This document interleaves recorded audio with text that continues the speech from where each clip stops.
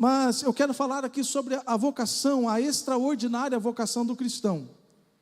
Primeira coisa que você precisa entender, naquilo que eu irei falar aqui em sequência, é que nós não estamos aqui falando de uma mensagem humanista, ou egocêntrica, onde o homem está no centro, e tudo gira em torno do homem, e tudo tem que ser feito para que o homem se sinta agradado e privilegiado. Segunda coisa que nós precisamos entender, é que esta é uma palavra de despertamento para a nossa vocação, para o chamado, o desígnio de Deus para a nossa vida. Nós precisamos entender também que essa palavra de hoje é como um toque de sirene de uma fábrica. Aqui, agora virou tudo casa, já estou nessa época de falar, né? Aqui era tudo mato, né? Aqui para cima era uma grande serraria, a rua só ia até essa quadra, que depois era fechada. Os mais antigos lembram aí, né? O Joel, lembra que não dava para passar de bicicleta aqui para cima, né? Mas a gente andava lá dentro do pátio da serraria, né? Aqui era uma grande serraria, muito grande, grande mesmo. Aqui, um quarteirão aqui para cima. Então, de manhã, tocava a sirene na hora dos funcionários entrarem. Depois, 11h30, tocava a sirene para os funcionários irem para a hora do almoço. Depois, ali 1h, tocava a sirene para eles voltarem para o serviço. A gente não precisava nem olhar no relógio. A serraria já dava o horário para a gente, né? Depois, 5 e pouco da tarde, tocava, acho que 5h30, tocava novamente a sirene, e os funcionários iam embora. Então, essa mensagem é um toque de sirene, para que a gente se desperte para a vocação, o chamado que Deus tem para as nossas vidas. A outra coisa que nós precisamos entender é que a função do Evangelho é anunciar o reino de Deus, anunciar a salvação e chamar os escolhidos ao seu desígnio. Então o Evangelho não é simplesmente, olha, você vem a Cristo, você vai ser salvo, a tua alma vai ser livre do inferno, teu nome vai ser escrito no livro da vida, mas todos nós somos vocacionados e chamados para influenciarmos a nossa geração através daquilo que nós fazemos, seja na igreja ou seja fora da igreja. Então, com a nossa vida ministerial, ou com a nossa vida profissional, a nossa vida familiar, a nossa vida social, então nós fomos chamados e vocacionados. Então vamos lá para a gente entender algumas coisas importantes aqui a nosso respeito. Lembre-se, não é uma mensagem humanista, não é uma mensagem para massagear o nosso ego e dizer que tudo tem que acontecer para nos fazer sentir bem, no sentido de nos despertarmos para aquilo que Deus quer para a nossa vida. Então, o primeiro ponto, nós precisamos entender que fomos criados para resolver um problema. Eu fui criado para resolver um problema, você foi criado para resolver um problema. Deixe-me explicar mais um pouco a respeito disso. Tudo que é criado para resolver um problema. Um carro resolve o problema de locomoção. Antigamente o homem andava a pé, depois começou a andar a cavalo, a jumento, a camelo. Depois começaram a andar de bicicleta, de moto, de carro. Hoje tem helicóptero, avião, jatinho particular. Então, tudo isso é criado para resolver um problema. Então, nós tínhamos um problema de locomoção, foi criado, então, o carro para resolver o nosso problema de locomoção. O telefone resolve um problema de comunicação.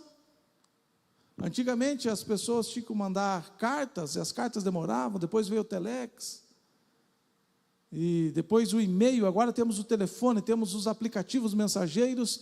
Então o telefone foi criado. Alguém não falou assim, vou criar uma coisa aqui, deixa eu ver, para que serve isso aqui? Não, eu vou criar um objeto, eu vou criar um aparelho, que ele consiga fazer uma ligação de voz de um lugar para outro, a pessoa possa me ouvir, eu possa falar em tempo real. Os óculos, que eu preciso usar, mas quase nunca uso, né? Foram criados para resolver um problema de visão.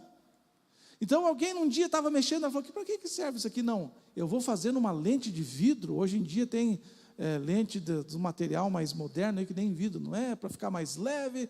E tem umas lentes aí que, esse dia eu fui fazer óculos, quase caí de costas, né? Tem lente de 5.000, né? Eu falei, Jesus querido, né? Que lente é essa? Então, alguém criou, falou assim, eu vou criar alguma coisa que ajude alguém que tenha problema de visão. Então, eu vou criar ali uma espécie de vidro que tenha uma lente, que tenha um grau, que a pessoa coloque aqui e ela possa resolver o problema da sua visão. As pessoas também, assim como os objetos, foram criados para resolver o problema. Então, um médico resolve um problema de saúde. Um dentista resolve um problema de dente. Um mecânico resolve o problema de um automóvel. Um mecânico industrial resolve o problema de uma máquina de empresa. Então, os seres humanos também foram criados para resolverem problemas, né? O advogado resolve um problema legal. Então, nós temos que entender que Deus não criou nada simplesmente por criar, mesmo uma planta. Nesses dias a Jair estava encantada que tinha uma joaninha, né? Veio e sentou na mão dela. Uma joaninha, né? Aquele bichinho bonitinho, coloridinho. E daí a gente vai e compra esses, como é que é, de pelúcia, tão bonitinho, né? Aquele bichinho não é só bonitinho, ele tem uma função na natureza. A árvore tem uma função, o peixe tem uma função. Então, tudo foi criado com objetivo, o ser humano também foi criado para resolver o problema. Eu quero dar uns exemplos bíblicos aqui para a gente entender, no contexto bíblico, a prática disto. José, todo mundo conhece a história de José, né? José do Egito. Um menino que foi odiado pelos seus irmãos, que foi vendido, que foi parar no Egito, e que hoje tem até série de TV aí, né? O pessoal faz a série José do Egito, né? Então, José foi criado para resolver um problema de interpretação de sonho e um problema de administração. Então, Faraó teve um sonho, ele acordou apavorado e ele chamou os sábios lá do Egito e ninguém soube interpretar o sonho. Ele chamou os magos, os adivinhos, os feiticeiros e todo mundo que tinha poder de adivinhar e ninguém conseguia interpretar o sonho de Faraó. De repente alguém lembra, tem um jovem que está lá na prisão, que ele sabe resolver este problema. Esse jovem, quando ele fala, acontece, porque ele falou para mim que eu seria colocado na minha posição novamente, e que o outro seria morto, e o outro foi morto, e eu estou aqui. Então Faraó era um título, né, do rei do Egito, Faraó, que se considerava um deus. Ele chama então José, e José chega diante dele e fala, pois não, o que é? Tive um sonho e ninguém consegue interpretar.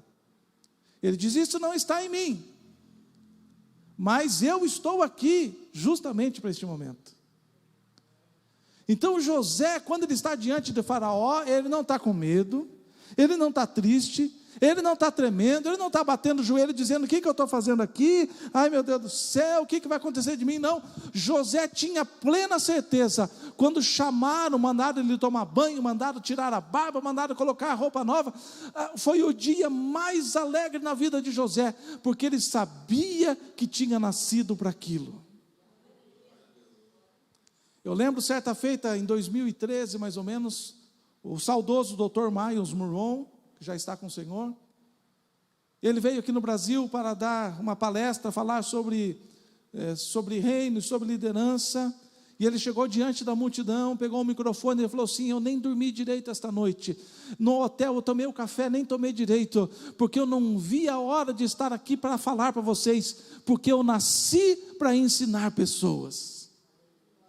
Eu estou ansioso, eu quero compartilhar com vocês tudo que eu sei, tudo que eu conheço. Essa também foi a atitude de José diante de Faraó.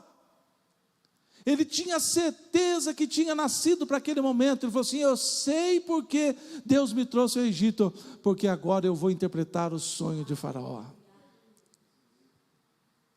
Então todos nós nascemos para resolver um problema. E outra coisa, José sabia que era bom administrador, porque ele foi o melhor administrador que Potifar teve na sua casa, porque ele foi o melhor administrador que já houve de alguma prisão. E quando ele chega diante de Faraó, ele diz assim, olha, a interpretação do sonho é essa, e tem outra coisa, rei, já se ajeitou, você precisa arrumar alguém bem inteligente, Você precisa arrumar alguém sábio. Você precisa arrumar alguém bem equilibrado. Alguém que tenha capacidade. Ele estava falando das qualidades dele. Ele não estava fazendo propaganda de outro, não. Ele estava falando dele. Porque ele tinha certeza que tinha nascido para administrar aquela situação. Ele começou a pensar, enquanto o faraó estava lá, ele começou a pensar, quais são as minhas qualidades, que eu vou falar tudo que eu vou falar a meu respeito. Então você precisa de alguém ajuizado, alguém sábio, alguém que sabe administrar, alguém que vai cuidar muito bem, tanto do tempo de fartura, quanto do tempo de escassez, e ele então faz a propaganda dele. E faraó conversa com um, conversa com outro, fala, pois é. Quem nós temos com essas qualidades? Ele falou dele, é lógico. Então nós nascemos, irmãos, para resolver um problema, uma situação. Paulo foi criado para resolver um problema também, o apóstolo Paulo. Não foi por acaso que Deus foi encontrá-lo a caminho de Damasco. Não foi acaso que Jesus estava lá e falou assim, esse Paulo está indo para Damasco, eu vou descer para conversar. Não. Paulo nasceu para resolver uma questão que a igreja precisava, porque os apóstolos estavam mantendo a igreja dentro do judaísmo. Os apóstolos, Pedro, Tiago, João e os demais estavam todos mantendo, falando, não prega para os gentios não, esse povo que não é circuncidado, não, nós somos judeus. Então o que Deus fez? Deus criou Paulo para resolver um problema. Falou assim, eu vou arrumar alguém que pregue para os gentios, eu vou arrumar alguém que pregue para os poderosos da terra. Então Deus foi, em Jesus Cristo, foi até próximo de Damasco, chegou e falou assim, Paulo, por que você está me perseguindo? Você mal sabe que você não nasceu para perseguir, mas você nasceu para trabalhar na igreja. Então Deus chama Paulo, Deus cria Paulo para resolver um problema de implantação de igreja e levar o nome de Cristo aos gentios. Lembre-se que o povo ficou tranquilo dentro de Jerusalém, ninguém estava saindo. Deus precisou mandar uma perseguição para o povo se espalhar. E assim mesmo eles não queriam pregar. Veja que o anjo teve que descer e mostrar uma visão extraordinária para Pedro. Ele falou assim, vai na casa de Cornélio. Não, mas eu não como coisa impura, não me misturo com coisa impura. Você vai lá, eles vão chegar aqui, você vai e vai pregar a minha palavra lá para o Cornélio, para aquele povo. Com Paulo, Deus não precisava fazer isso.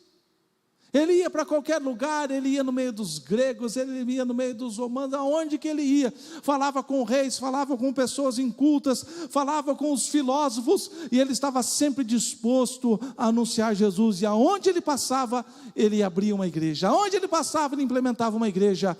Então Paulo nasceu para resolver um problema.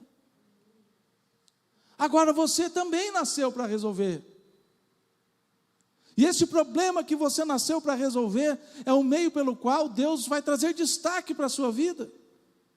Destaque não para você se gloriar, mas para que você se torne relevante na sociedade. As pessoas vejam, qual que é a diferença dele?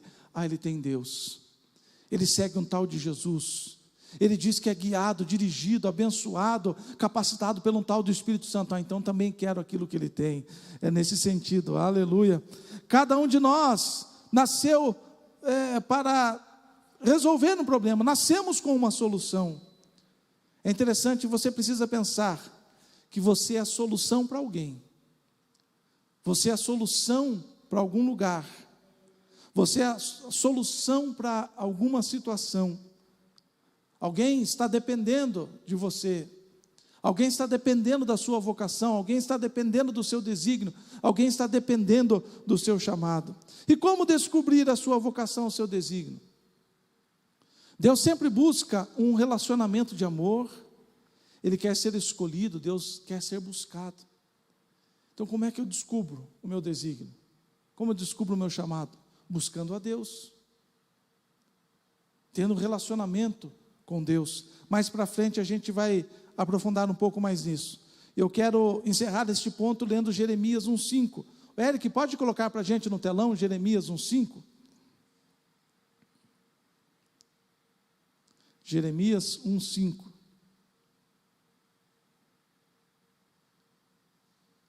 Apareceu lá e não apareceu aqui para mim, mas eu leio aqui. Vamos ver se está lá. Então diz assim, ó: antes de formá-lo no ventre materno, eu já o conhecia, e antes de você nascer, eu o consagrei e constituí profeta às nações. Então aqui, bate na tecla, vai na tecla que eu estou sempre batendo, né?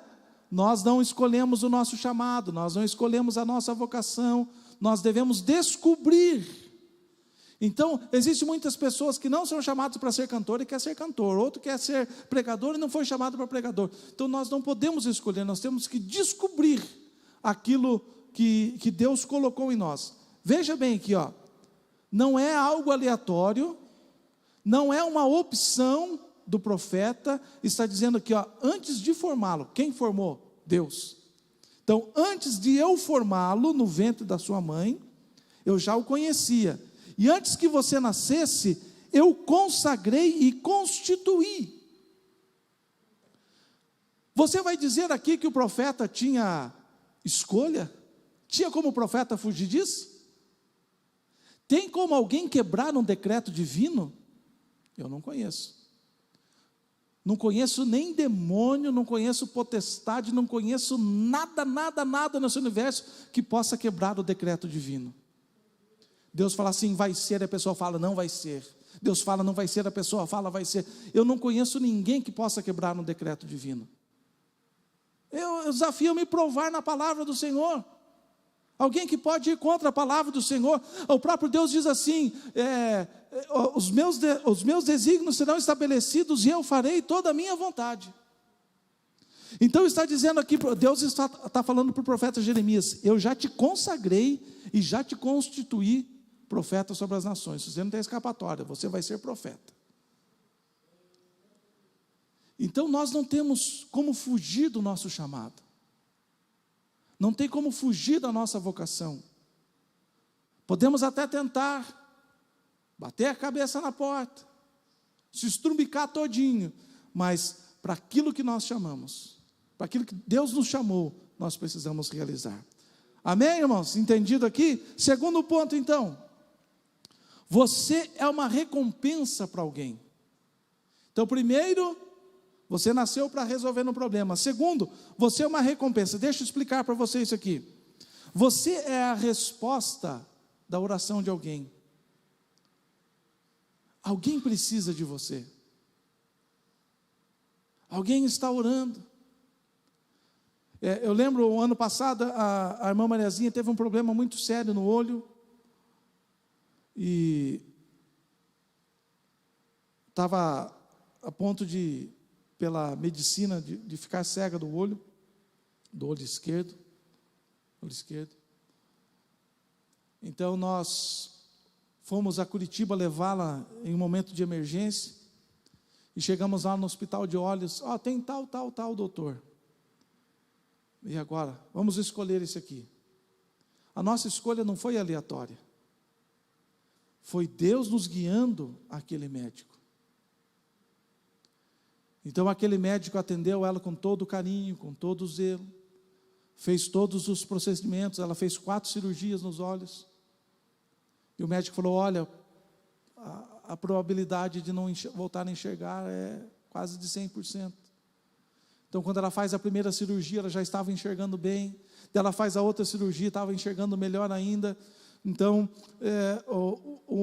eu sempre falo para o médico, quando eu vou lá fazer as consultas com ela, doutor, muito obrigado pela sua dedicação, muito obrigado pelo seu conhecimento, muito obrigado pela atenção que você dedica à minha mãe. Então, alguém está precisando de você. Deus levantou aquele homem com uma habilidade tremenda, de fazer uma cirurgia no olho, algo tão sensível, algo tão, eu não consigo imaginar alguém operando o olho, abrindo o olho, né? O irmão Zé já passou por cirurgia também no olho, né? Tem que ser alguém muito extraordinário para fazer um trabalho desse. É diferente do mecânico, o Gilson também que trabalha, né? O mecânico pode derrubar um parafuso, pode derrubar uma chave no chão. O médico, o enfermeiro não pode errar. Tem que ser algo muito preciso. O irmãozito trabalhou com isso também. Tem que ser muito preciso. Então alguém está dependendo. Saudoso Dr. Tauschmann, né, que operou a mim, operou o pastor Hamilton, que trabalhou lá. Dr. Tauschmann também. Um homem, Deus colocou aquele homem na minha vida. Deus colocou aquele homem, eu já estava no centro cirúrgico, já estava anestesiado, e 2 médicos para tomar uma decisão que não seria boa para mim. Do nada a gente diz, né? Aquele homem entra no centro cirúrgico, dá uma olhada para mim, dá uma olhada para a discussão, e falou assim: não, vocês não vão fazer isso. E começa então aquele impasse dentro do centro cirúrgico, e ele fala: pode deixar comigo que eu resolvo esse problema. E louvado seja Deus por aquele homem. Hoje eu ando com um pouco de dificuldade, tenho limitação, mas se não fosse aquele homem, eu nem sei se estaria aqui. Então alguém está precisando de você, alguém está precisando do dom, da vocação que Deus colocou na sua vida. Alguém está, você é a recompensa na vida de alguém, você é a resposta de oração na vida de alguém. Os hebreus estavam há 430 anos no Egito. E a maior parte desses anos eles já estavam escravizados. E eles estavam clamando: Deus, Deus de Abraão, Deus de Isaac, Deus de Jacó, a gente não aguenta mais ser escravo, nos liberta daqui. E eles estavam clamando, e de repente quem que aparece? Aparece Moisés. Moisés não apareceu do nada. Moisés foi a resposta à oração daquele povo. Aquele povo precisava de Moisés, não precisava de outra pessoa naquele momento. Os hebreus há 430 anos lá no Egito, agora escravizados, eles precisavam de Moisés, de um libertador. Então Deus enviou a Moisés como resposta ao clamor, à oração dos hebreus. Faraó, quando recebeu a interpretação dos sonhos, né, o que José falou assim: olha, rei, esse sonho quer dizer assim, vai ter 7 anos de fartura, e vai ter 7 anos de seca. E Faraó ficou preocupado, disse: que terra, que país, que nação pode aguentar 7 anos de seca? Então ele está discutindo ali com os seus sábios, que decisão que nós vamos tomar, e de repente ele olha para frente, está José ali esperando a chance de se tornar governador. José, lembra que José tinha falado dele: arrume um homem sábio, um homem prudente, um homem inteligente, que sabe administrar. Falou e ficou paradinho ali na frente. E Faraó está lá: o que nós vamos fazer? 7 anos vai ser terrível, vai ser terrível. E daqui a pouco ele olha e fala assim: por acaso a gente vai encontrar outra pessoa tão sábia, que tem o Espírito de Deus para governar sobre nós? Então José estava ali como uma resposta aos 7 anos de fartura, porque teve que poupar o alimento, e também como resposta à administração aos 7 anos de escassez.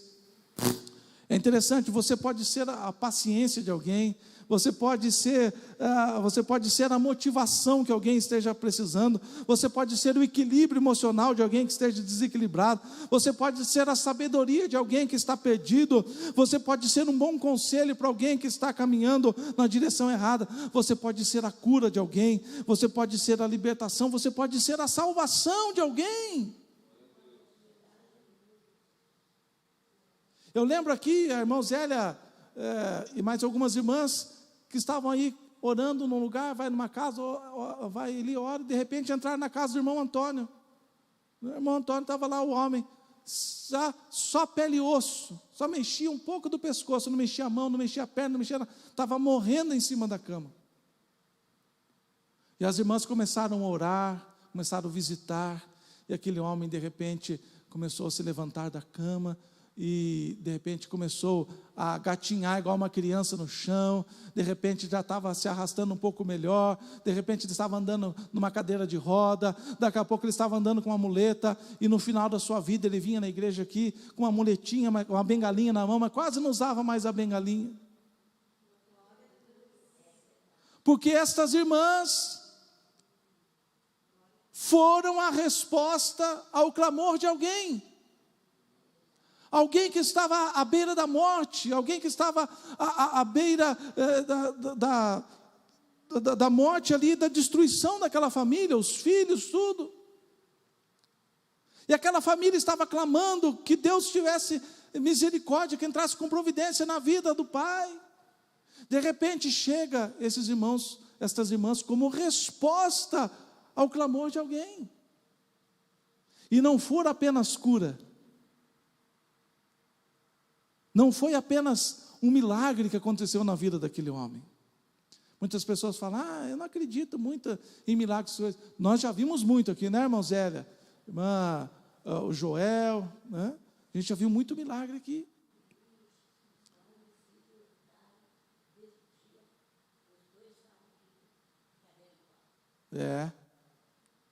Veja que milagre que Deus fez. Mas não foi apenas a cura física.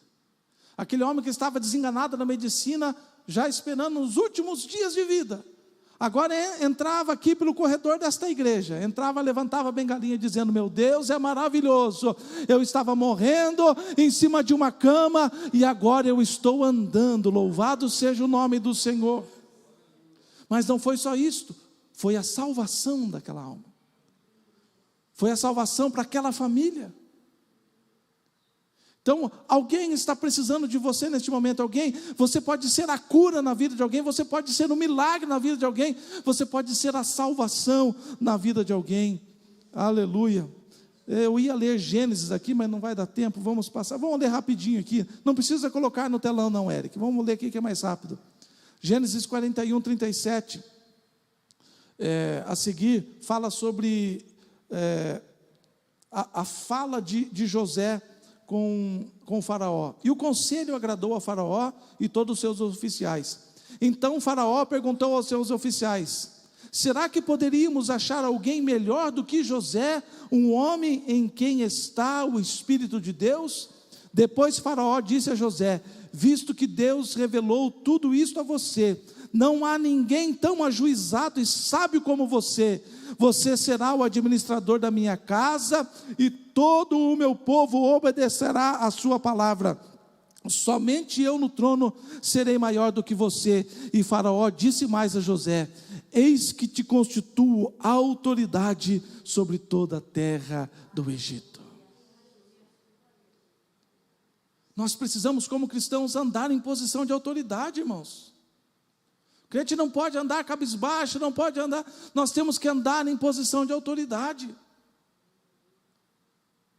O irmão Wagner contou aqui algo que aconteceu essa semana, eu falei, tem que orar, ele falou, não, já orei, já expulsei, é isso mesmo, nós temos que andar em posição de autoridade.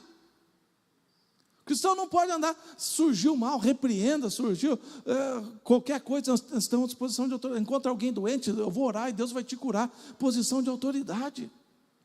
Eis que te constituo autoridade sobre toda a terra do Egito. Como é que nós vamos ganhar Campo Largo para o Senhor Jesus? Quando nós estivermos em posição de autoridade. Orar e o demônio sair, a enfermidade sair, os problemas serem resolvidos, as pessoas serem curadas, os milagres acontecerem. Nós temos que saber que alguém está precisando do nosso chamado, da nossa vocação. E para encerrar nesta noite, terceiro ponto, aquilo que te deixa irritado, indica algo que você foi chamado para resolver. Esse aqui é uma coisa interessante, veja bem, quase sempre nós damos o foco errado à nossa ira. Nós damos o foco errado àquilo que nos deixa raivoso, iracundo, irritado. Geralmente nós nos estressamos, discutimos, e na verdade, deveria ser uma grande oportunidade para resolvermos uma questão ao invés de instigá-la. Lembre-se, você não pode corrigir aquilo que você não está disposto a enfrentar. O que você permitir na sua vida, continuará. E o comportamento que você permite será um comportamento perpetuado na sua vida. Então nós vamos entender melhor isso. Aquilo que nos deixa indignado é um indicador daquilo que nós somos chamados para corrigir. Se há injustiça, se há pobreza, se há escassez, se há doença. É interessante, às vezes tem pessoas que não se incomodam com pessoas doentes. Agora tem pessoas que falam assim, eu não aguento ver alguém doente, eu não suporto que alguém seja doente. Então é um sinal de que você foi chamado para a cura. Aquilo que te deixa irado muitas vezes, não é para você brigar, não é para você aumentar o problema, mas é para você corrigir aquilo. Então a pobreza e a escassez te deixam indignado. A falta de sabedoria e de entendimento, quando você conversa com alguém meio assim, né? Então é para você corrigir. A pessoa sofrendo injustiça. Outra coisa, irmãos. Pessoas indo para o inferno te deixam indignado. Pessoas indo para o inferno te traz uma ira santa dentro, né? Dizendo, não pode. O diabo não pode levar essa pessoa para o inferno. O diabo não pode ceifar essa vida. Então é um sinal que você foi chamado para evangelizar, para resgatar as pessoas que estão nas garras do diabo. Então, é um indicador. Eu vou contar uma história aqui, mas a gente não pode seguir ao pé da letra essa história, né? Mas a Bíblia diz que Moisés, antes dele ser libertador, né? Moisés, ele era filho da filha de Faraó, então ele estava sendo treinado para se tornar um faraó. E ele foi visitar os irmãos dele lá onde os hebreus moravam. Ele está passeando ali, anda para lá, daqui a pouco ele viu o quê? Um egípcio batendo, maltratando um hebreu. O que aconteceu? Subiu uma ira na vida de Moisés, ele falou assim, não, esse egípcio não pode bater nos meus irmãos hebreus. E ele foi lá, ele estava tão irado que para resolver a situação, ele acabou matando o egípcio.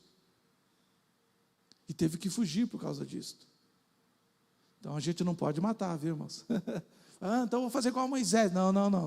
Estou falando só, ele fez a coisa certa do jeito errado. Mas ali já estava indicando que Moisés não tolerava a opressão, não tolerava o sofrimento humano. Moisés não tolerava a escravidão. Então ele foge durante 40 anos, ele se esconde no deserto. E o que acontece? Deus vai lá e busca Moisés no deserto, dizendo, lá na sarça ardente, Moisés, eu vou te mandar para o Egito, fazer o quê? Para você libertar o meu povo que está escravizado. A primeira vez você fez errado, mas agora eu vou te dar sabedoria, instrução, conhecimento, entendimento. Você vai voltar e agora você vai fazer do jeito certo.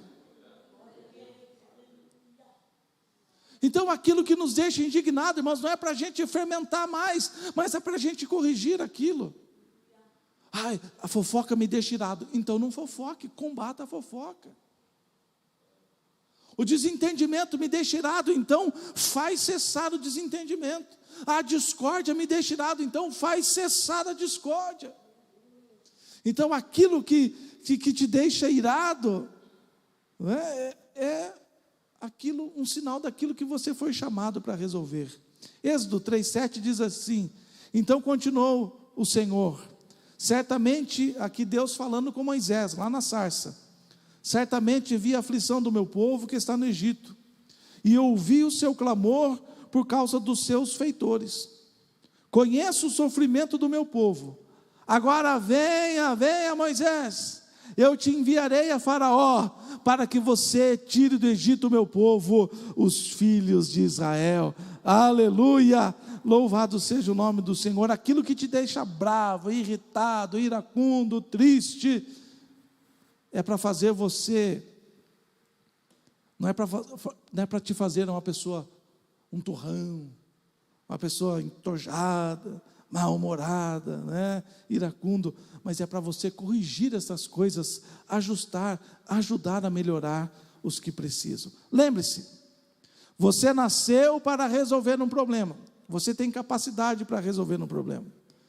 Você nasceu para ser a resposta ao clamor de alguém. Alguém está precisando da sua habilidade, alguém está precisando da sua vocação, alguém está precisando do dom que Deus colocou na sua vida. Você nasceu com indicadores sobre aquilo para o qual você foi capacitado a resolver. E para encerrar aqui, o Espírito Santo é o nosso ajudador, nosso professor, nosso mestre e o nosso capacitador. Vamos ficar em pé? Estou com dúvida, pastor. O Espírito Santo. Converse com o Espírito Santo. O Espírito Santo não é um vento, o Espírito Santo não é uma pomba, o Espírito Santo não é uma luz, o Espírito Santo não é uma força, o Espírito Santo é uma pessoa. A terceira pessoa da Trindade. E o Espírito Santo está aí para te ajudar, para ser o seu mestre, o seu mentor, aquele que te capacita. Eu não entendi ainda qual é o meu chamado, qual é a minha vocação. Converse com o Espírito Santo. Mantenha o seu relacionamento com Deus. E você vai desenvolver esta vocação extraordinária que Deus colocou na sua vida. Com tudo que nós vimos aqui, nós entendemos uma coisa.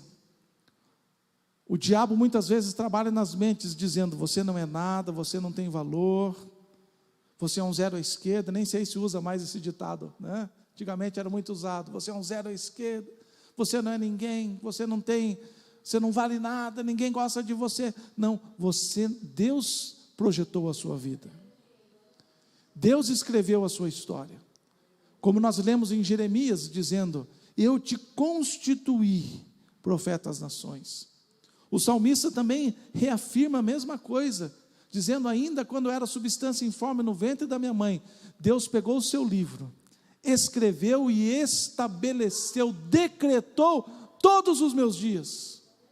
Então ninguém aqui nesta terra é um erro, ninguém aqui nesta terra é uma falha, ninguém aqui nesta terra é uma pessoa sem valor.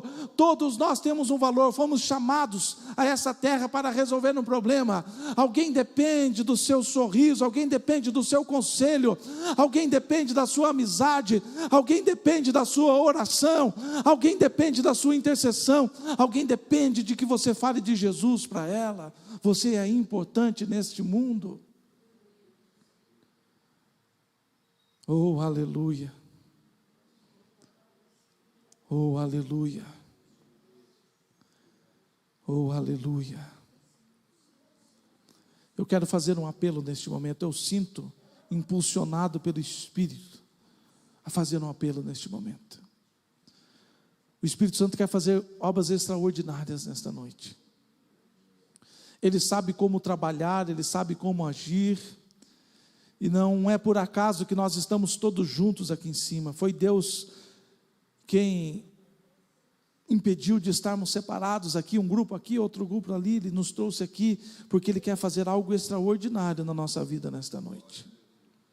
O Espírito Santo quer trazer capacidade para que você faça a diferença nesta geração, para que você receba mais capacitação para resolver problemas nesta terra, para que você logo venha a ser resposta à vida de pessoas, para que você seja usado para curar, para libertar, para aconselhar, para salvar pessoas. Campo Largo precisa de você. Existem pessoas enfermas nessa cidade que precisam de você. Existem pessoas perdidas nessa cidade que precisam de você. Existem casamentos que estão sendo destruídos, que precisam da sua intercessão, que precisam da sua oração. Existem pessoas que estão aprisionadas nos vícios do cigarro, das drogas e de tantas outras coisas, que precisam de você, que precisam do seu testemunho, que precisam de você anunciando o Evangelho. Deus quer nos levantar como pessoas poderosas nessa geração, para fazermos a diferença, para resolvermos os problemas, aleluia, para sermos resposta à oração, ao clamor de pessoas que se encontram desesperadas. E se você quer ser capacitado nesta noite, receber uma porção dobrada do Espírito, saia do seu lugar e venha aqui à frente, eu quero orar por você.